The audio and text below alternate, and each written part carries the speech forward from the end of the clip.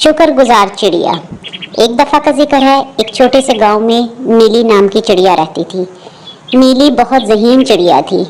नीली में एक बहुत ख़ास बात थी, वो हर हाल में अल्लाह का शुक्र अदा करती, चाहे हालात जैसे भी हों। एक रोशन सुबह नीली अपनी पसंदीदा दरख्त की शाख पर बैठी हुई थी।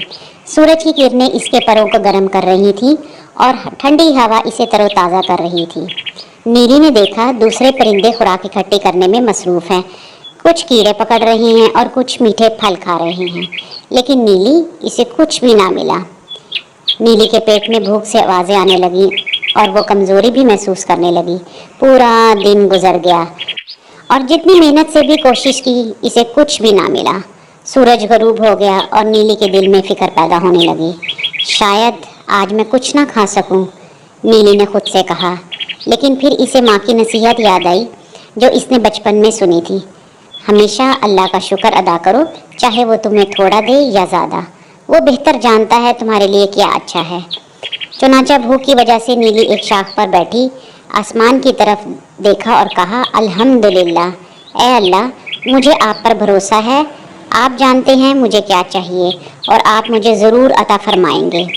इस रात नीली खाली पेट सो गई, लेकिन इसका दिल ईमान से भरपूर था। अगली सुबह नीली के लिए हैरत का दिन था। आसमान पर बादल छाए हुए थे और एक तूफान आने वाला था। तेज़ हवा चलने लगी और दरख्त झूमने लगे। नीली खौफज़दा हो गई और दरख्तों से बचने के लिए इधर उधर उड़ने लगी, लेकिन तूफान बहुत शदीद था। ये मेरे साथ क्या हो रहा है, नीली ने सोचा। लेकिन फिर इसे अपनी माँ की नसीहत याद आई। खौफ के बावजूद नीली ने आहिस्ता से कहा, अल्हम्दुलिल्लाह, मुझे आप पर भरोसा है। कई घंटे गुजर गए, आखिरकार तूफान थम गया। नीली थक चुकी थी, इसके पर गीले हो चुके थे और इसका दिल भी थका हुआ था। जैसे ही वो आराम करने लगी, अचानक दूर से एक चमक सी नजर आई। नीली करीब गई और देखा एक सुनहरी खेत इसके सामने था जो फसलों से भरा हुआ था। तूफान ने फसलों को गिरा दिया था। अब नीली के सामने एक दावत का मंजर था। नीली की आंखें हैरत से खुल गईं। वो यकीन नहीं कर पा रही थी, अल्लाह ने ऐसी जगह से रिस्क दिया था जिसका वो तसव्वुर भी नहीं कर सकती थी। ना सिर्फ थोड़ा सा खाना, बल्कि इतना ज़्यादा कि वो सैर होकर खा सकती थी। खुशी से भरपूर नीली ने बुलंद आवाज़ में कहा, अल्हम्दुलिल्लाह, या अल्लाह, आप बेहतरीन रिस्क देने वाले हैं। लेकिन कहानी यही ख़त्म नहीं हुई। जैसे ही नीली खाना खाने वाली थी, इसने देखा कि दूसरे परिंदे जिन्हें कल से कुछ ना मिला था, वो भी थके हुए और भूखे नजर आ रहे थे। नीली ने कुछ देर के लिए सोचा और फिर याद किया अल्लाह ताला ने इसकी कितनी मदद की।